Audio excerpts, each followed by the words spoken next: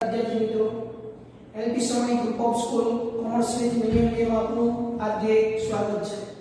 आज આપણે પહેલું ચેપ્ટર ભાગીદારીનો વિષય પ્રવેશ 11મા ધોરણની અંદર આપણે જે એકાઉન્ટ ભણ્યા એકાકી વેપારી હતી કે જેની અંદર ધંધાનો માલિક એક જ વ્યક્તિ હતો એવા હિસાબો આપણે ભણ્યા હતા। ત્યાર પછી આ ચેપ્ટરની અંદર આપણે ભાગીદારીનો પ્રવેશ મેળવવાનો છે કે ભાગીદારી શું છે, ભાગીદાર કોને કહેવાય, ભાગીદારના નિયમો શું છે, ભાગીદારી પેઢીની અંદર હિસાબોની નોંધ કઈ રીતે થાય અને કેટલાક મહત્વના નિયમો છે તો એ નિયમોની ચર્ચા આપણે આ ચેપ્ટરની અંદર કરવાની છે। આ ચેપ્ટરમાંથી કુલ 1 ગુણનો એમસીક્યુ, 1 ગુણનો એમસીક્યુ પ્રશ્ન, 3 ગુણનો ટૂંકો દાખલો એમ કરીને કુલ ગુણ કેટલા પૂછાય છે? 4।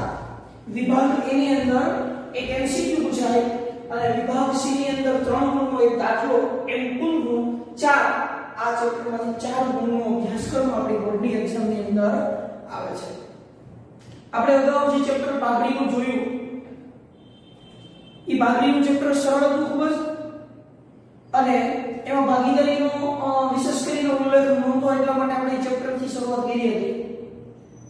હવે આજે આપણે બાકીના ચેપ્ટર ભણવા માટે ભાગીદાર, ભાગીદારી પેઢી, ભાગીદારીનો અર્થ અને નિયમો જાણવા ખૂબ જરૂરી છે એટલા માટે આપણે થિયરીથી શરૂઆત કરીએ છીએ। આ ચેપ્ટરની અંદર થિયરી પણ મહત્વની છે અને દાખલા પણ મહત્વના છે। અત્યાર સુધી બોર્ડમાં 3 ગુણનો દાખલો જ પૂછાયેલો છે અને થિયરી આપણે આ 1 ગુણના પ્રશ્નો માટે તૈયાર કરતા હોઈએ છીએ એટલે આપણે બંને વસ્તુ કમ્પ્લીટ તૈયાર કરવાની છે, થિયરી પણ કરવાની છે અને આ 3 ગુણનો દાખલો પણ કરવાનો છે। એવું બની શકે કે દાખલાની જગ્યાએ થિયરીના પૂછાઈ શકે એટલા માટે આપણે બંને વસ્તુ તૈયાર કરશું। તો સૌથી પહેલો આપણો પ્રશ્ન છે 1 ગુણનો પ્રશ્ન છે અને એની અંદરથી વિકલ્પોનો પ્રશ્ન પણ બની શકે એવો કે ભાગીદારીનો અર્થ, ભાગીદારી કોને કહેવાય? જો એ શબ્દનું ખૂબ મહત્વ છે। અહીંયા મેં લખ્યું છે ભાગીદાર, ભાગીદાર લખ્યું છે અને પાછળ ભાગીદારી લખેલું છે। અહીંયા ર છે ને અહીંયા રી છે એટલે વ્યાખ્યા લખવામાં ભૂલ ન થાય એવું ખૂબ કાળજી રાખવાની। રેડી? આ ભાગીદારીનો અર્થ અને આ ભાગીદારનો અર્થ, ભાગીદાર કોને કહેવાય, ભાગીદારી કોને કહેવાય? તો સામાન્ય ભાષામાં આપણે એવું શીખતા હોય, આપણે એવું જોતા હોય કે એવું બોલતા હોય ભાગીદાર કે ભાઈ પાર્ટનર છે કે 2 વ્યક્તિ કે 5 વ્યક્તિ કે 10 વ્યક્તિ સાથે મળીને ધંધો ચલાવે એને આપણે પાર્ટનર કહીએ। તો એવી જ કે કઈ વસ્તુ છે પણ આપણે એકાઉન્ટની ભાષામાં વ્યાખ્યા સ્વરૂપે રજૂ કરવાની છે।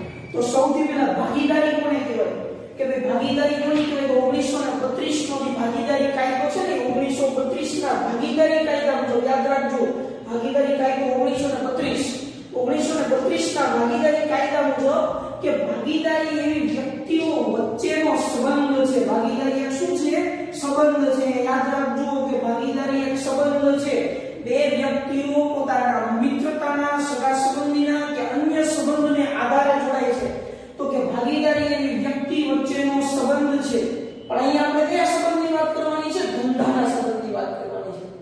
આમાં આગળ જોઈએ એવો સંબંધ છે કે જેઓ બધા દ્વારા અહીંયા યાદ રાખજો, જે લાઈન અંડરલાઈન કરું છું એ બધા યાદ રાખવાના છે।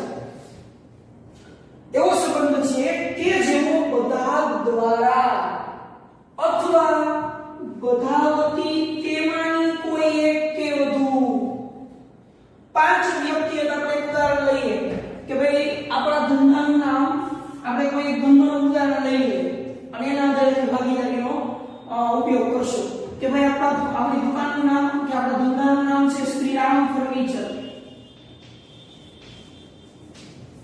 આપણા ધંધાનું નામ શું છે? શ્રીરામ ફર્નિચર।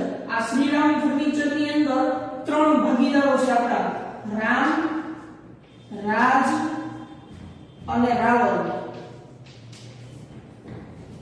આ 3 ભાગીદારો કાર્ય કરે છે। આ શ્રીરામ જે ફર્નિચર છે એના 3 ભાગીદારો છે, 3 મિત્રો છે। 3 મિત્રોએ સાથે મળીને ધંધો શરૂ કર્યો। આ 3 સાથે મળીને ધંધો શરૂ કર્યો ને એટલા માટે આપણે 3 ને ભાગીદાર કહેશું। યાદ રાખજો 3 ને ભાગીદાર કહેશું। આપણે અત્યારે સમજવાનું છે ભાગીદારીનો અર્થ। રેડી? તો આ 3 વચ્ચે કઈક સંબંધ છે, કા મિત્રતાનો સંબંધ સંબંધ છે કે અન્ય કોઈ બીજો સંબંધ છે, પણ આપણે એ સંબંધની વાત નથી કરવાની, આપણે ભાગીદારીના સંબંધની વાત કરવાની. હવે આ ત્રણેય મિત્રો સાથે મળી અને આ ધંધો ચલાવે. યાદ રાખજો, સાથે મળીને ધંધો ચલાવે. શરત આપી છે આપણને કે બધા દ્વારા કાં તો ત્રણ વ્યક્તિ ધંધાની અંદર આવે, તો શબ્દ શું બોલું છું, એક નામ લઈને સમજાવું છું કે બધા દ્વારા એટલે શું, તો કે આ ત્રણ રામ, રાજ અને રાવણ રોજ 365 દિવસ ધંધામાં આવે અને આ ધંધાનું સંચાલન કરે, તો એને કહેવાય બધા દ્વારા. પછી કોઈ કારણોસર કોઈ રજા પડે તો અમે તો બહાર જાય એની આપણે રજૂઆત નથી કરતા. આપણે એવું કહીએ છીએ કે આ ધંધાનું સંચાલન ત્રણે જણ કરે છે. ત્રણ વ્યક્તિઓ સાથે મળી અને ધંધો ચલાવે છે, તો એને કહેવાય બધા દ્વારા. અથવા બધા વતી. આ ત્રણે જ્યારે ધંધાની શરૂઆત કરી ને ત્યારે ત્રણે એવું નક્કી કર્યું, બધા વતી.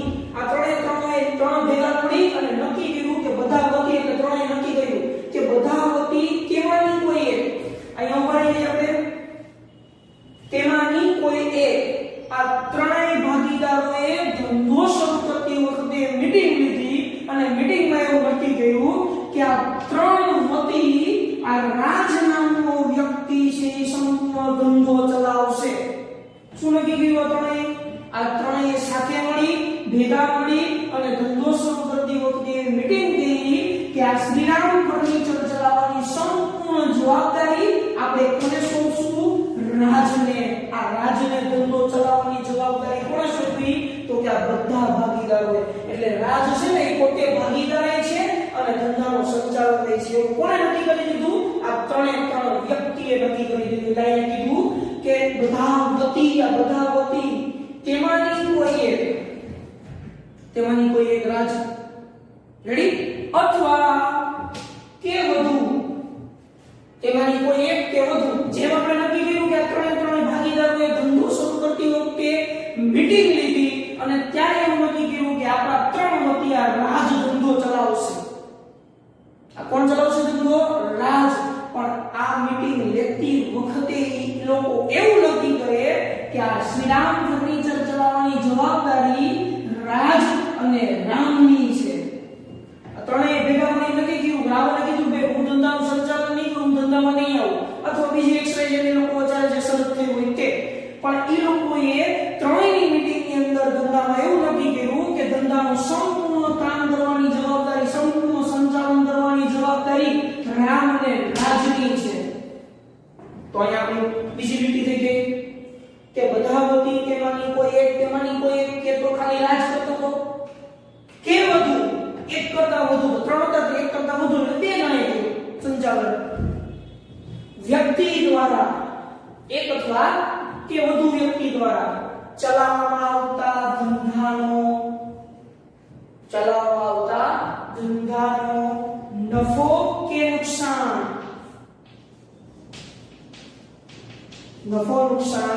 વહેંચવા સંમત થયા હોય, એટલે મંજૂર થયા હોય, આ સંમત થયા હોય તો એવી જે રચના થાય એને શું કહેવાય? તો તેને ભાગીદારી કહેવાય.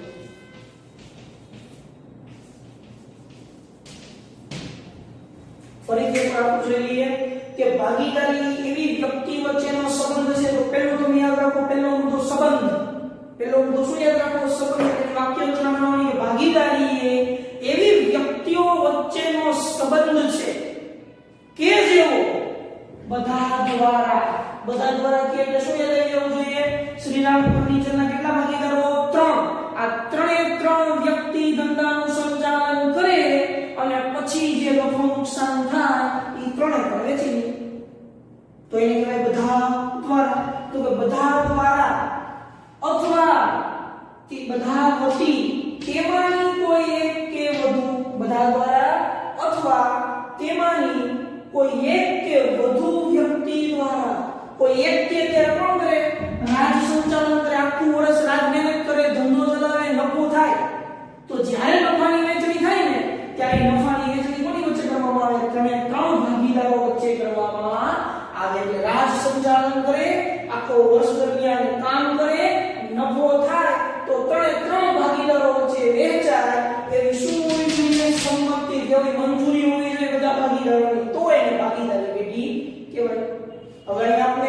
ઉભો થાય કે ભાઈ આ ભાગીદારો તો ત્રણ છે, માની લ્યો કે ત્રણે સરખું રોકાણ કર્યું હોય, તો ત્રણે પૈસા પણ કેવા મળવા જોઈએ? સરખા. નફો પણ કેવો મળવો જોઈએ? સરખો. આવું આપણે નક્કી કરવાનું હોય. તો હવે અહીંયા આપણે એવું કીધું કે ભાઈ બધા વતી આ ત્રણે વ્યક્તિ રાજ એકાવીને ધંધો ચલાવે. શું કરે? આ ત્રણે વતી રાજ રોજ ધંધામાં આવે, ધંધામાં મહેનત કરે, નફો કમાય. પણ જ્યારે નફો વેચવાનો આવે ત્યારે બધે કીધું કે જે ધંધો ચલાવતો હોય કોઈ પ્રશ્ન નથી, ચલાવવાનો નફો વેચવા માટે સંમત થઈ આવો. નફો વેચવાનો હોય ત્યારે વેચવાનો ત્રણ ભાગીદારો છે. તો આ ભાગીદારે આખું વર્ષ દરમિયાન મહેનત કરી એનું શું? તો કે જે ભાગીદાર ધંધાના સંચાલનમાં મહેનત કરતો હોય ને એને ભાગીદારો પગાર આપે, બોનસ આપે, કમિશન આપે, મહેનતાણું આપે અથવા એક્સ્ટ્રા કમિશન રકમ આપે, એને એક્સ્ટ્રા એની મહેનતના એને નફામાં તો ભાગ મળે જ, પણ આખું વર્ષ દરમિયાન જે કામ ચલાવે છે, ધંધો સંભાળે છે, એ સંભાળવાના એને એક્સ્ટ્રા રૂપિયા પગાર સ્વરૂપે, મહેનતાણ સ્વરૂપે, બોનસ સ્વરૂપે, કમિશન સ્વરૂપે ભાગીદારો નક્કી કરે તો આપવામાં આવે. અને તો જે વ્યક્તિ ધંધાનું સંચાલન કરવા માટે તૈયાર થયો હોય. તો આ તમારી એક ભાગીદારીનો અર્થ થઈ ગયો. ફરીથી એકવાર જોઈ લો. તમારે કેટલા મુદ્દા યાદ રાખવાના છે? પહેલો મુદ્દો તમારે યાદ રાખવાનો છે સંબંધ, બીજું યાદ રાખવાનું છે બધા દ્વારા, ત્યાર પછીનું યાદ રાખવાનું છે કોઈ એક કે વધુ, અને ત્યાર પછી યાદ રાખવાનું છે નફો કે નુકસાન વેચા સંમત થવું.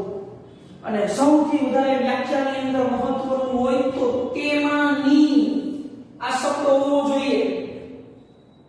બરાબર? આ ત્રણેય ભાગીદારો ભેગા મળીને બહારની કોઈ વ્યક્તિને ધંધાનું સંચાલન કરવા માટે બેસાડે તો ત્યારે ઈ ભાગીદાર બહારથી જે એક્સ્ટ્રા વ્યક્તિને બેસાડ્યો છે ધંધાનું સંચાલન કરવા, એની વચ્ચે નફો વેચવાનો હોતો નથી. એટલે આ શબ્દ યાદ રાખવાનો તેમાંની. ઓકે? ચલો ફરી એકવાર જોઈએ કે ભાગીદારી એવી વ્યક્તિ વચ્ચેનો સંબંધ છે. અહીંયા બોલી જાઓ.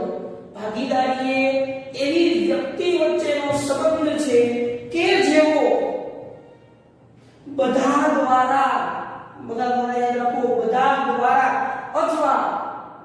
અથવા બધા વતી તેમાંની, આ મહત્વનો શબ્દ તેમાંની કોઈ એક કે વધુ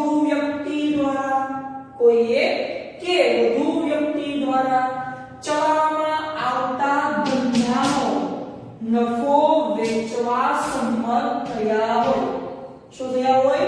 નફો વેચવા માટે સંમત થયા હોય તો તેને ભાગીદારી કહેવાય. તો એ શું કહેવાય? ભાગીદારી કહેવાય. આ તમારો 1 માર્કનો પ્રશ્ન. રેડી? ચાલો તો હવે ભાગીદારીની અંદાજ આવી ગયો. ભાગીદારી કોને કહેવાય? કે આ ત્રણેય વ્યક્તિ ભેગા મળે અને જે કામ કરવાની પ્રક્રિયા છે, જે નિયમ છે, કામ ગમે કરે. ત્રણ સંચાલન કરે કોઈ પ્રશ્ન નથી, ત્રણમાંથી કોઈ એક સંચાલન કરે કોઈ પ્રશ્ન નથી, ત્રણમાંથી કોઈ બે સંચાલન કરે તો પણ વાંધો નથી. પણ જ્યારે નફો થાય ત્યારે બધા વચ્ચે વહેંચણી થાય. આવી મંજૂરીથી જે ધંધો તૈયાર થાય, આવી મંજૂરીથી જે વ્યક્તિઓ ધંધો કરવા જોડાય તો એ ત્રણેય વ્યક્તિઓ વચ્ચેનો જે સંબંધ છે એને શું કહેવાય? ભાગીદારી કહેવાય. આ ત્રણેય વ્યક્તિઓ વચ્ચેનો જે સંબંધ એને કાયદા મુજબ નક્કી કર્યો એને આપણે શું કહેશું? ભાગીદારી કહેશું. તો આપણો એક ગુણનો ભાગીદારીનો અર્થ. ચલો ત્યાર પછી મિત્રો ભાગીદાર કોને કહેવાય? ભાગીદાર કેવો હોય તો કોને કહેવાય ભાગીદાર? તો સામાન્ય રીતે આપણે એવું કહીએ કે બે વ્યક્તિ સાથે મળીને ધંધો ચલાવે તો એ બંને ભાગીદાર કહેવાય. પણ વ્યાખ્યા સ્વરૂપે રજૂ કરવું હોય તો યાદ રાખો કે ભાગીદારીમાં જોડાયેલા. હવે ભાગીદારી ક્યાં આવી? ઉપર આ જે નિયમો હતા, આ નિયમોમાં જોડાનાર જે વ્યક્તિ છે ને, આ ભાગીદારીમાં જે ભાગીદારીના નિયમોનું પાલન કરવા માટે જે વ્યક્તિ જોડાય ને, એટલે કે ભાગીદારીમાં જોડાનાર દરેક વ્યક્તિને વ્યક્તિગત રીતે ભાગીદાર કહેવાય. આમાં જે વ્યક્તિ આ નિયમ પ્રમાણે ધંધામાં જોડાણા એ બધે ભાગીદાર કહેવાય. આ શ્રીરામ ફર્નિચર, તો શ્રીરામ ફર્નિચરમાં રામ છે એ ભાગીદાર છે, રાજ છે એ ભાગીદાર છે, રાવણ છે એ ભાગીદાર છે. આપણે સામાન્ય ભાષામાં આપણી રીતે કહીએ તો આપણે કોઈ પૂછે રામ અને રાજ બે ભેગા હોય તો કોઈ પૂછે કે આ કોણ છે? તો રામ શું કહે કે આ મારો ભાગીદાર છે. રાજને કોઈ પૂછે તો એમ કે આ મારો ભાગીદાર છે. આ રાવણ છે એ મારો ભાગીદાર છે. આ રાજ છે એ મારો ભાગીદાર છે. આવી રીતના ચર્ચા થાય. તો યાદ રાખો કે ભાગીદાર કોને કહેવાય? તો કે આ ભાગીદારીમાં જોડાણના જે નિયમો હતા, નિયમો આ સંબંધમાં જે જોડાણા, એ સંબંધમાં જોડાણના એટલે કે ભાગીદારીમાં જોડાણના દરેક વ્યક્તિને આ શબ્દને જોડો વ્યક્તિગત રીતે ભાગીદાર કહેવાય. સંબંધમાં ભૂલ પડે નહીં, સંબંધોમાં ભૂલ પડે નહીં કે ભાગીદારીમાં એટલે કે આ ઉપરના નિયમોમાં, ઉપરના સંબંધમાં ભાગીદારીમાં જોડાનાર દરેક વ્યક્તિને વ્યક્તિગત રીતે ભાગીદાર કહેવાય. આ તમારો બીજો એક ગુણનો પ્રશ્ન. રેડી? આ તમારો બીજો એક ગુણનો પ્રશ્ન ભાગીદાર. એસે યાદ. ત્યાર પછી આગળ ભાગીદારી પેઢી. ત્યાર પછી શું આવશે? ભાગીદારી પેઢી. ચલો, ભાગીદારી પેઢી કોને કહેવાય? તો આપણે એમ કીધું કે આ ત્રણેય પહેલું એવું સમજ્યા ભાગીદારીનો અર્થ કે આ ત્રણેય વ્યક્તિઓ સાથે મળીને કામ કરે, બધા નીતિ નિયમનું પાલન કરે, તો આ ત્રણની શું કહેવાય? ભાગીદારી કહેવાય. ત્રણની શું કહેવાય? ભાગીદારી કહેવાય. અને એ ભાગીદારીમાં આ ત્રણ વ્યક્તિ જોડાણા, તો આ ત્રણ વ્યક્તિ વ્યક્તિગત રીતે આ ધંધાના શું છે? ભાગીદાર છે. રામ છે એ ભાગીદાર છે, રાજ છે એ ભાગીદાર છે, રાવણ છે એ ભાગીદાર છે. આ બધા શું છે? એકબીજાના ભાગીદાર છે. રેડી? ક્લિયર? તો હવે ભાગીદારી પેઢી કોને કહેવાય? તો કે અહીંયા આપણે ઉદાહરણ લીધું શ્રીરામ ફર્નિચર. તો આ શ્રીરામ ફર્નિચર આપણા માટે શું છે? આપણી ભાગીદારી પેઢી છે, આપણો ધંધો છે. આ શું છે? આપણા માટે ભાગીદારી પેઢી છે. તો વ્યાખ્યા સ્વરૂપે રજૂ કરવું હોય તો કે ભાગીદારો દ્વારા, રામ, રાજ અને રાવણ દ્વારા, ભાગીદારો છે ને, કે ભાગીદારો દ્વારા સંયુક્ત રીતે ચલાવવામાં આવતા એકમને, ભાગીદારો દ્વારા સંયુક્ત રીતે ચલાવવામાં આવતા એકમને ભાગીદારી પેઢી કહેવાય. શું કહેવાય? ભાગીદારો દ્વારા સંયુક્ત રીતે ચલાવવામાં આવતા એકમને ભાગીદારી પેઢી કહેવાય. આ રામ, રાજ અને રાવણ આ ત્રણેય વ્યક્તિ સાથે મળી અને જે ધંધો ચલાવે ને, શ્રીરામ ફર્નિચર, આ શ્રીરામ ફર્નિચર આપણા માટે શું કહેવાય? ભાગીદારી પેઢી કહેવાય. યાદ રહેશે? તો ત્રણ વસ્તુ થઈ ગયું: ભાગીદારી, ભાગીદાર અને ભાગીદારી પેઢી. આ ત્રણ એક ગુણનો પ્રશ્ન. ફરીથી ત્રણ વસ્તુ યાદ રાખી લઈએ. ભાગીદારીનો અર્થ, એમાં શું યાદ રાખવાનું? કે ભાગીદારી એવી વ્યક્તિ વચ્ચેનો સંબંધ છે. અહીં ઉભા રહી જાઓ. હવે આપણને બીજો મુદ્દો કે જેઓ બધા દ્વારા અથવા બધા વતી તેમાંની કોઈ એક કે વધુ વ્યક્તિ દ્વારા ચલાવવામાં આવતો ધંધાનો નફો નુકસાન વેચવા સંમત થયા હોય તો તેને ભાગીદારી કહેવાય. ત્યાર પછી ભાગીદાર. ભાગીદાર કોને કહેવાય? તો કે ભાગીદારીમાં જોડાનાર દરેક વ્યક્તિને. ભાગીદારી કોને કહેવાય? તો કે ભાગીદારીમાં જોડાનાર દરેક વ્યક્તિને વ્યક્તિગત રીતે, કેવી રીતે? વ્યક્તિગત રીતે ભાગીદાર કહેવાય.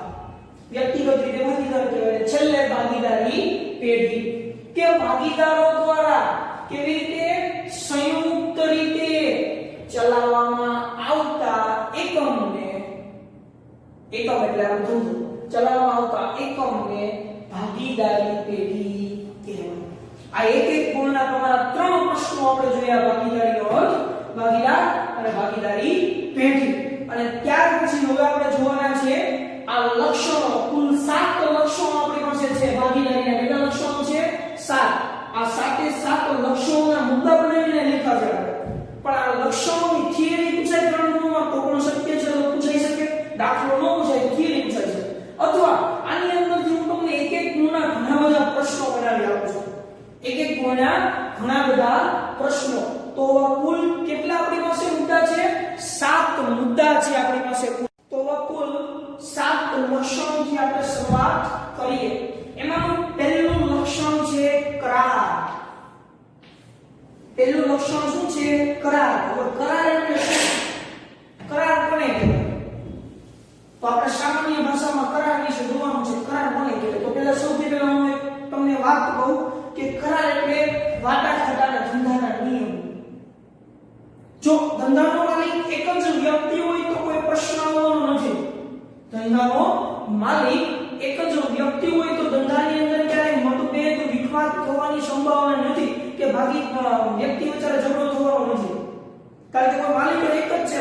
જરૂરી નથી. પણ જ્યારે ભાગીદારી હોય ત્યારે ભાગીદારીની અંદર છે ને ઓછામાં ઓછા બે વ્યક્તિ હોય.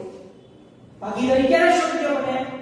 તો કે એની સભ્ય સંખ્યા ઓછામાં ઓછી કેટલી હોવી જોઈએ? બે. કોઈ પણ ધંધો હોય જો ભાગીદારી પેઢી હોય ને તો ઓછામાં ઓછા બે સભ્યો હોવા જોઈએ તો જ ભાગીદારી શક્ય બને. યાદ રાખજો, ભાગીદારીમાં ઓછામાં ઓછા વિકલ્પ માર્ગનો એક માર્ગનો પ્રશ્ન કોઈ પણ પ્રકારની ભાગીદારી પેઢી હોય ઓછામાં ઓછા કેટલા હોવા જોઈએ? બે તો હોવા જ જોઈએ. એટલે જ્યારે બે વ્યક્તિ ધંધો કરવાના હેતુથી જોડાય ને ત્યારે એની વચ્ચે કેટલાક પ્રકારના નિયમો કરવા પડે. આ નિયમો શા માટે કરવા પડે? તો કે દરેક ભાગીદારના હિત માટે કરવા પડે. આગળ ચાલીને જ્યારે ધંધો ખૂબ વિશાળ ફલક ઉપર ઉભો હોય ત્યારે નફાને લઈ, ધંધાના નુકસાનને લઈ, કામગીરીને લઈ અને કામગીરીનું બોજ વધે, સંચાલનનો બોજ વધે અથવા નફાની ફાળવણીમાં પ્રશ્નો ઊભા થાય, નુકસાનની ફાળવણીમાં પ્રશ્નો ઊભા થાય ત્યારે ભાગીદારો વચ્ચે ઝઘડા થવાની શક્યતા રહે છે. એટલે જ 1932 ના કાયદાની અંદર એવું કીધું કે ભાગીદારી ક્યાંથી અસ્તિત્વમાં આવે છે? કરારથી અસ્તિત્વમાં આવે. પેલો મુદ્દો એ રાખો કે ભાગીદારી હંમેશા કરારથી અસ્તિત્વમાં આવે છે. આવા કરારના મુખ્ય બે પ્રકાર છે. આવા કરારના કેટલા પ્રકાર છે? બે. મૌખિક અને લેખિત. બે રીતે તમે કરાર કરી શકો. મૌખિક કરાર પણ કરી શકો અને લેખિત કરાર. મૌખિક કરાર એટલે ચાર ભાગીદાર હોય, બે ભાગીદાર હોય, ત્રણ ભાગીદાર હોય સાથે બેસી અને ચર્ચા કરે કે ભાઈ નફો નુકસાન આપણે આ રીતે વેચશું, ધંધાનું સંચાલન આ કરશે, હું બહારના કામ કરીશ. એટલે જે એની રૂપરેખા હોય એ રૂપરેખા એ મૌખિક સ્વરૂપે નક્કી કરી નાખે તો એને મૌખિક કરાર કહેવાય. અને બીજો લેખિત, જે નિયમો નક્કી થાય એ બધા જ નિયમો કાગળ ઉપર લખી અને એના ઉપર વકીલ અને સાક્ષીના સહી સિક્કા કરાવી અને જે કરારનામું 1932 ની કરારનામું પ્રમાણે તૈયાર કરવામાં આવે એને કહેવાય લેખિત કરારનામું. એટલે યાદ રાખો, પહેલો મુદ્દો કરાર કે ભાગીદારી કરારથી અસ્તિત્વમાં આવે છે અને वो કરાર લેખિત અથવા મૌખિક હોઈ શકે. આટલું લખવાનું. પણ એક માર્કનો બીજો પ્રશ્ન એક્ઝામ ની અંદર પૂછાય કે કયો કરાર કરવો હિતાવહ છે? તો યાદ રાખજો મિત્રો કે લેખિત કરાર કરવો હિતાવહ છે. મૌખિક કરાર કે ત્યારે તમે રજૂ કરી શકો નહીં. તમારા ત્રણ ભાગીદારો હતા આપણા રામ, રાજ અને રાવલ. આ ત્રણેય ભાગીદારો વચ્ચે ઝઘડો થાય અને એ ઝઘડો સામાન્ય રીતે એનું નિરાકરણ થાય એમ ન હોય ત્યારે એમાં ભાગીદારો કોની મદદ લેશે? અદાલતની મદદ લેશે. જ્યારે તમારા ઝઘડાનું પ્રમાણ મોટું થઈ જાય અને ઝઘડાનું કોઈ સમાધાન ન હોય ત્યારે સમાધાન કરવા માટે તમારે અદાલતમાં જવું પડશે. અદાલતની અંદર તમારી પાસે શું મળશે? તમારી ભાગીદારીનો કરાર. તમારા ત્રણ જે ભાગીદારો હતો એનો કરાર મળશે. આવો કરાર તમે ત્યાં મૌખિક રજૂ કરી શકો નહીં. મૌખિક કરારની કોઈ માન્યતા નથી. મૌખિક કરાર હિતાવહ નથી. બરાબર? એટલે તમારે તમારા પક્ષની રજૂઆત માટે, તમારા હિતની જાળવણી માટે તમારે હંમેશા ભાગીદારી સ્વરૂપે કેવો કરાર કરવો જોઈએ? લેખિત કરાર કરવો જોઈએ. આ કાયદાએ કીધું છે 1932 ની અંદર કે લેખિત કરાર કરવો ઈચ્છવા યોગ્ય કે હિતાવહ છે. એટલે પહેલા મુદ્દાની અંદર કરાર અને કરારની અંદર આપણે ત્રણ સ્ટેપ યાદ રાખવાના છે કે પહેલું સ્ટેપ દરેક ભાગીદારી કરારથી અસ્તિત્વમાં આવે છે. ભાગીદારી આવે શરૂ થાય એટલે કરાર કરવો પડે. એટલે પહેલું કે ભાગીદારી કરારથી અસ્તિત્વમાં આવે છે. બીજું, આવો કરાર લેખિત અથવા મૌખિક હોય શકે. કરારના બે પ્રકાર છે, લેખિત અને મૌખિક. તમે લેખિત પણ કરી શકો અને મૌખિક પણ કરી શકો. ત્રીજો મુદ્દો, પણ લેખિત કરાર કરવો હિતાવહ કે ઈચ્છવા યોગ્ય છે. આ તમારો પહેલો મુદ્દો કરાર. અને આ પહેલો મુદ્દો જે કરાર છે ને આના પછીનો આખો પ્રશ્ન આપણે ભણવાનો છે ભાગીદારી કરારનામું. રેડી? આખો પ્રશ્ન ભણવાનો છે ભાગીદારી કરારનામું. ચલો, ત્યાર પછી નફાનો હેતુ. સરસ મજાનો મુદ્દો છે નફાનો હેતુ. કોઈ પણ વ્યક્તિ ધંધો કરવાનો શરૂઆત કરે એટલે હેતુ શું હોય? નફો કમાવાનો. કોઈ પણ વ્યક્તિ ધંધાની શરૂઆત શા માટે કરે? નફો કમાવા માટે. એટલે એના પછીનો બીજો મુદ્દો છે નફાનો હેતુ. એમાં લખવાનું છે કે દરેક ભાગીદારી એ નફો કમાવાના આશયથી શરૂ કરવામાં આવે છે. બરાબર? હવે ભાગીદારો વચ્ચે નફો નુકસાન થાય, કોઈ વ્યક્તિ એવું ન વિચારે કે નુકસાન કરવા માટે આપણે ધંધો શરૂ કરીએ. એનો હેતુ તો શું હોય? નફાનો. પછી ધંધો ચાલ્યા પછી નફો થઈ શકે અને નુકસાન પણ થઈ શકે. પણ અહીંયા એમ કીધું છે કે ભાગીદારી હંમેશા નફાના હેતુથી જ શરૂ કરવામાં આવે છે. અને આવો નફો છે ને ભાગીદારો વચ્ચે નક્કી કરેલ પ્રમાણ વહેંચવામાં આવે છે.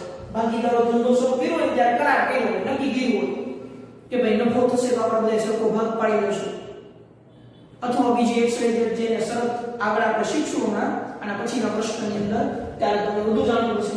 આ યાદ રાખવાની અંદર કે ભાગીદારી એ નફાના હેતુથી અસ્તિત્વમાં આવે છે અને આવો નફો ભાગીદારો વચ્ચે કરાર મુજબ વહેંચવામાં આવે છે. દેશે બીજું લક્ષણ. ત્યાર પછી આપણે ત્રીજું લક્ષણ જોઈએ, કાયદેસરનો ધંધો. આ ભાગીદારો હતા ને આપણે ત્રણ, આપણે તો ધંધાનું નામ આપી દીધું કે શ્રીરામ ફર્નિચર, આપણે ફર્નિચરનો ધંધો કર્યો હતો, પણ અહીંયા કીધું કાયદેસરનો ધંધો. તમે હંમેશા ભાગીદારી કાયદેસરનો ધંધો કરવા માટે જ શરૂ કરી શકો. દાખલા તરીકે ગુજરાતની અંદર દારૂની દુકાન શરૂ કરી એટલે કે શરાબની શરૂઆત કરી તો એ કેવું છે? ગેરકાયદેસર છે. ગુજરાતની અંદર તમે આવો ધંધાકીય એકમો ભાગીદારો સાથે મળી અને કરી શકો નહીં. બરાબર. પછી શસ્ત્ર સામગ્રી, હથિયારની દુકાન આપણે શરૂ કરી શકીએ નહીં. સરકાર હસ્તગત છે તો એવું ધંધાકીય એકમ તમે ચલાવી શકો નહીં, ગેરકાયદેસર છે. બરાબર. એટલે યાદ રાખો, કાયદેસરનો ધંધો કરવા માટે જ અસ્તિત્વમાં આવે છે. અને એ કાયદેસરનો ધંધો આપણે જે પ્રદેશની અંદર હોય એ પ્રદેશના નીતિ નિયમ અને બંધારણ પ્રમાણે રજૂ કરી શકાય. એટલે ત્યાર પછીના ત્રીજા મુદ્દાની અંદર એવું લખવાનું કે ભાગીદારી એ કાયદેસરનો ધંધો કરવા માટે અસ્તિત્વમાં આવે છે. ત્યાર પછી સભ્ય સંખ્યા ખૂબ મહત્વનો અને એક માર્કના વિકલ્પવાળા પ્રશ્નો છે આની અંદર પ્રશ્નો બીજા કે ભાગીદારી શેનાથી અસ્તિત્વમાં આવે તો કે કરારથી. કરાર કેવો હોવો જોઈએ તો કે લેખિત હોય, મૌખિક હોય. કયો કરાર ઈચ્છવા યોગ્ય છે તો કે લેખિત કરાર ઈચ્છવા યોગ્ય છે. બરાબર. પછી ભાગીદારી એક માર્કનો પ્રશ્ન, ભાગીદારી શા માટે અસ્તિત્વમાં આવે તો વિકલ્પ ન હોય કે નફાના હેતુથી. પછી કાયદેસરના ધંધાની દ્રષ્ટિએ. હવે સભ્ય સંખ્યા છે. સભ્ય સંખ્યા માટે આપણે બે બાબતો યાદ રાખવાની છે મિત્રો. એક યાદ રાખવાનું છે 2013 ની કલમ 464 અને બીજું યાદ રાખવાનું છે 2014 નો નિયમ 10. સભ્ય સંખ્યા કે તમે જે ધંધો કરો ને એ ધંધાની અંદર ભાગીદારોની સંખ્યા કેટલી હોવી જોઈએ તો કે 2013 ની કલમ 464 મુજબ મહત્તમ સંખ્યા 100 થી વધુ નહીં. 100 જોવી જોઈએ, 100 વધુ 100. કયા નિયમ મુજબ? 2013 ની કલમ 464 મુજબ વધુમાં વધુ 100 વ્યક્તિ હોવા જોઈએ. તો ઓછામાં ઓછા આપણે પહેલા કીધું કે ઓછામાં ઓછા 2 તો હોવા જોઈએ તો જ ભાગીદારી અસ્તિત્વમાં આવે. એટલે યાદ રાખો 2013 ની કલમ 464 મુજબ મહત્તમ સંખ્યા કેટલી હોવી જોઈએ? 100 હોવી જોઈએ. રેડી? ત્યાર પછી આગળ 2014 ના નિયમ 10 મુજબ મહત્તમ સંખ્યા 50. 10 મુજબ મહત્તમ સંખ્યા કેટલી હોવી જોઈએ? 50 હોવી જોઈએ. આ તમારી સભ્ય સંખ્યા એક્ઝામ ની અંદર વિકલ્પ વાળો પ્રશ્ન પૂછાય કે ભાગીદારી પેઢીમાં ઓછામાં ઓછા ભાગીદારોની સંખ્યા કેટલી હોય? ઓછામાં ઓછી 2 હોય. કેટલી હોય? ઓછામાં ઓછી 2. પણ એમ કીધું હોય કે નિયમ 2013 અથવા કલમ 2013 ની કલમ 464 મુજબ મહત્તમ સંખ્યા કેટલી તો કે 100 અને 2014 ના નિયમ 10 પ્રમાણે મહત્તમ સંખ્યા કેટલી તો કે 50. આ તમારે બે વસ્તુ યાદ રાખવાનું. જો એક માર્કનો પ્રશ્ન પૂછાય તમને એમ કીધું હોય કે ભાગીદારી પેઢીના ભાગીદારોની સભ્ય સંખ્યા જણાવો તો તમારે ત્રણ મુદ્દા લખવા પડે. પહેલો મુદ્દો કે ભાગીદારી પેઢીના સભ્યોની સંખ્યા ન્યૂનતમ કેટલી હોય? 2. પછી બીજો મુદ્દો લખવો પડે 2013 ની કલમ 464 મુજબ મહત્તમ સંખ્યા 100 અને ત્રીજો એવું લખવું પડે કે 2014 ના નિયમ 10 ની મહત્તમ સંખ્યા 50. રેડી? આ તમારો ચોથો મુદ્દો સભ્ય સંખ્યા. અને ત્યાર પછીનો એજન્ટ. દરેક ભાગીદાર છે એ બીજા ભાગીદારનો એજન્ટ છે. આપણે ત્રણ ભાગીદારો હતા અહીંયા. કેટલા ભાગીદારો હતા? 3. રામ, રાજ અને રાવળ.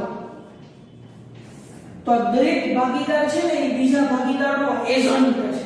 કઈ રીતે? તો કે માની લો કે આજે રામ નામનો ભાગીદાર ત્રણેય વ્યક્તિ ધંધો ચલાવે છે. આ ત્રણે ત્રણ રોજ ધંધામાં આવે ને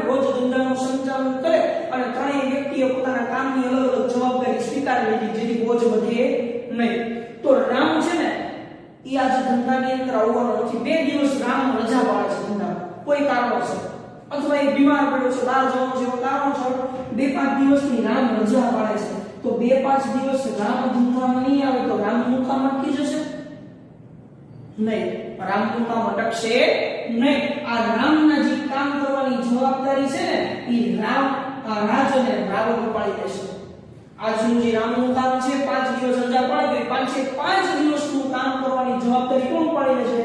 રાજ અને રાવણ. એવી રીતે માની લો કે આ રાવણ રજા પાડે છે, આ રાવણ 10 દિવસ નથી આવવાનું, તો 10 દિવસ એનું કામ કરવાની જવાબદારી રાજ અને રામ આ બંને વ્યક્તિ ઉપાડી લે છે.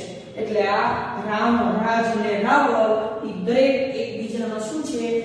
એજન્ટ કે પ્રતિનિધિ છે. યાદ રાખજો, વિકલ્પવાળા પ્રશ્નની અંદર પૂછાય કે ભાગીદારો એકબીજાના ખાલી જગ્યા છે તો કે એજન્ટ અથવા પ્રતિનિધિ છે, કારણ કે દરેક વ્યક્તિ છે એકબીજાનું કામ કરવા માટે જોડાયેલો છે, એટલા માટે એકબીજાના એજન્ટ કે પ્રતિનિધિ છે એવું કહી શકાય. અને ત્યાર પછીનો વિકલ્પવાળો 1 માર્કનો મુદ્દો, અમર્યાદિત જવાબદારી. બધા જ ભાગીદારી પેઢીની જવાબદારી કેવી હોય? અમર્યાદિત. અમર્યાદિત જવાબદારી એટલે શું? આપણે સમજીએ અમર્યાદિત જવાબદારી. તો કોઈ પણ ધંધાકીય એકમ શરૂઆત થાય ને ત્યારે એના માલિક છે એ ધંધાની અંદર રોકાણ કરે અને આ ધંધાને વિશાળ ફલક પર પહોંચાડવા માટે એ પેઢીમાંથી લોન લે, બેંકમાંથી લોન લે, ફાઇનાન્સ કંપની પાસેથી લોન લે, મિત્રો કે સગા સંબંધીઓ પાસેથી લોન લે કે અન્ય વ્યક્તિ પાસેથી ઉછીના નાણાં લે અને ધંધાકીય એકમ ચાલુ કરે. હવે આ ધંધાકીય એકમ મંદીમાં સપડાઈ જાય અને આટલા રૂપિયા ઉભા કરી શકે નહીં, અને આવી પરિસ્થિતિમાં ધંધાના બહારના વ્યક્તિઓને જે રૂપિયા ચૂકવવાના છે ને એ રૂપિયા ચૂકવવા માટે ધંધાની તમામ મિલકતો વેચી દેવાની. હવે ધંધો ચાલે એમ નથી, ધંધાને મોટા પ્રમાણમાં ખોટ ગઈ અને ધંધો બંધ કરવા સિવાય કોઈ વિકલ્પ નથી, ત્યારે જ્યારે આપણે બેંકમાંથી, મિત્રો સગા સંબંધી કે ફાઇનાન્સ કંપનીમાંથી કે અન્ય વ્યક્તિ પાસેથી ઉછીના નાણાં લેવા ને એ આપણે પાછા પરત કરવા પડે. અને એ પરત કરવા માટે સૌથી પહેલા ભાગીદારોએ પોતાની તમામ પેઢીની મિલકતો છે, ધંધાની જે મિલકતો છે વેચી નાખવી પડે. સંપૂર્ણ ધંધાની મિલકતો વેચીને પછી રૂપિયા ચૂકવે. આમ તમામ મિલકતો વેચવા છતાં પણ તમે બહારના અન્ય ત્રાહિક પક્ષકારનું દેવું ચૂકવી શકો એમ નથી, ત્યારે દરેક ભાગીદારે પોતાની અંગત મિલકત, મારે દાખલા તરીકે હું ભાગીદાર હોઉં, આ રામ, રાજ અને રાવલ ભાગીદાર છે, એને પોતાની ધંધાની તમામ મિલકતો વેચી નાખી તોય દેવું પૂરું થયું નહીં. તો હજી જેટલું બાકી છે એ ચૂકવવા માટે રામે, રાજે અને રાવલે પોતાનું ઘર વેચી નાખવું પડે, પોતાના દાગીના વેચી નાખવા પડે, પોતાની મોટર વેચી નાખવી પડે, પોતાની તમામ મિલકતો જે અંગત છે, મારી છે, જેના ઉપર ધંધાનો કોઈ અધિકાર નથી, એવી તમામ મિલકતો રામ, રાજ અને રાવલે વેચી નાખવી પડે. અને ત્યારે જ એ ભાગીદારી પેઢીનું દેવું ચૂકવી શકે. તો આને આપણે કહેવાય અમર્યાદિત જવાબદારી. અમર્યાદિત જવાબદારી એટલે ભાગીદારી પેઢી તમે ચાલુ કરો અને નુકસાન જાય, ખોટ જાય તો ફક્ત તમારી ધંધાની મિલકતો વેચાય એટલું સીમિત નથી, એ ખોટ પૂરવા માટે એ ધંધાની મિલકતો વેચી નાખ્યા પછી પણ જો રૂપિયા ઘટે તો માલિકે પોતાની અંગત મિલકતો પણ વેચવી પડે. એના અંગત મકાન, ગાડી, બંગલા બધું વેચવું પડે. તો એને કેવી જવાબદારી કહેવાય? અમર્યાદિત જવાબદારી. જવાબદારીની કોઈ મર્યાદા નથી. અને છેલ્લો મુદ્દો, માલિકી અને સંચાલનમાં એકીય. શબ્દ છે ભાગીદારી.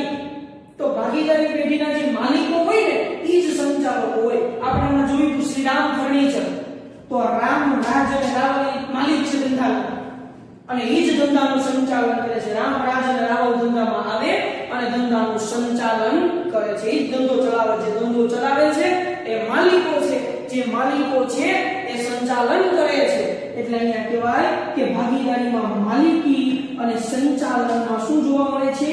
એક્ય સ્વરૂપ જોવા મળે છે. તો આપણા થઈ ગયા લક્ષણો, 7 પ્રકારના લક્ષણો થઈ ગયા. ફરી ઝડપથી એકવાર નજર ફેરવી લઈએ. તો પહેલું કે ભાગીદારી એક કરારથી અસ્તિત્વમાં આવે છે. પહેલા મતલબ શું યાદ રાખવાનું? 3 મુદ્દા. ભાગીદારી એક કરારથી અસ્તિત્વમાં આવે છે. કરાર 2 પ્રકારના હોય, લેખિત અને મૌખિક. અને ત્રીજો મુદ્દો કે લેખિત કરાર કરવો એ હિતાવહ કે ઈચ્છવા યોગ્ય છે. અને ત્યાર પછી લખવાનું હતું કે ભાગીદારી એ નફો કમાવાના આશયથી શરૂ કરવામાં આવે છે અને નફો નુકસાન ભાગીદારો વચ્ચે વહેંચવામાં આવે છે કરાર મુજબ. ત્યાર પછી કાયદેસરનો ધંધો. તમે જે ધંધાકીય એકમમાં તમે જે પ્રદેશની અંદર ધંધો કરવા માંગતા હો એ પ્રદેશના નીતિ નિયમ અને બંધારણ પ્રમાણે તમે કાયદેસરના ધંધો કરવા માટે અસ્તિત્વમાં ભાગીદારી લાવી શકો. ગેરકાયદેસર ધંધો કરવા માટે ક્યારે પણ ભાગીદારી અસ્તિત્વમાં આવી શકે નહીં. ત્યાર પછી સભ્ય સંખ્યા ખૂબ જ મહત્વનો મુદ્દો. એક તમે યાદ રાખો કે ભાગીદારી પેઢીના ભાગીદારોની ન્યૂનતમ ઓછામાં ઓછી સંખ્યા કેટલી હોય? 2 હોય. ત્યારે મહત્તમ સંખ્યા માટે 2 બાબતો યાદ રાખો કે પહેલું કે 2013 ના કલમ 464 2013 ની કલમ 464 મુજબ મહત્તમ સંખ્યા 100 થી વધારે હોવી જોઈએ નહીં. ત્યાંની 2013 ની કલમ 464 મુજબ અને 2014 ના નિયમ 10 મુજબ મહત્તમ સંખ્યા કેટલી હોવી જોઈએ? 50. એક ગુણનો પ્રશ્ન પૂછાય ને પ્રથમ પરીક્ષાની અંદર અથવા યુનિટ ટેસ્ટ ની અંદર તો એમ કીધું હોય કે ભાગીદારી પેઢીની ભાગીદારોની સભ્ય સંખ્યા તો તમારે બધી જ લખવી પડે.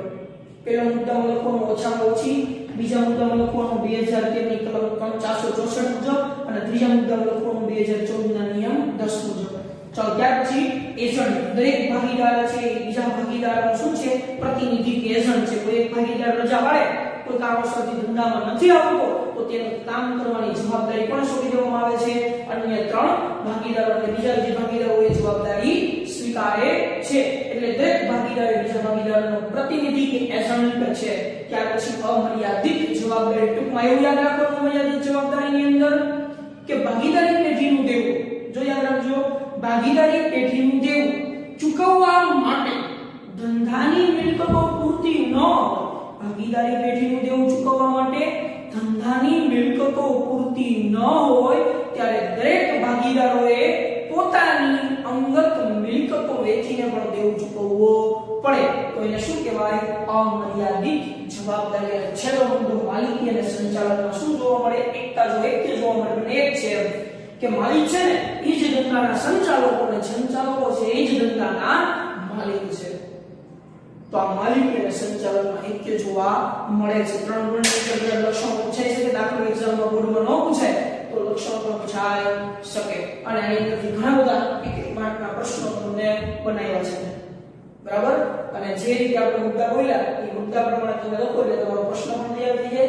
એક માર્કના પ્રશ્નો વિકલ્પવાળા પ્રશ્નો પણ તૈયાર થઈ જાય. તો આજનો જે આપણે ટોપિક જોયો એ ભાગીદારીનો અર્થ સમજ્યા, ભાગીદાર કોને કહેવાય સમજ્યા, ભાગીદારી પેઢી કોને કહેવાય સમજ્યા અને એના લક્ષણો 7 આપણે જોયા. આટલી વસ્તુ તમારે તૈયાર કરવાની છે અને એક વખત લખી અને આપણે હોમવર્ક સ્વરૂપે તૈયાર કરીને આપવાની છે. બરાબર? તો આજનો આ સવાલ, આજની આ થિયરી આપણી પૂરી થઈ. એક ટોપિક. હવે જ્યારે આપણે પાછો લેક્ચર લેશું ત્યારે લેક્ચરની અંદર કરારનામું એવું મહત્વનો ટોપિક છે. આપણે ભાગીદારી કરારનામું શું છે, કેમ બનાવી શકાય એની આપણે વિગતે ચર્ચા કરશું.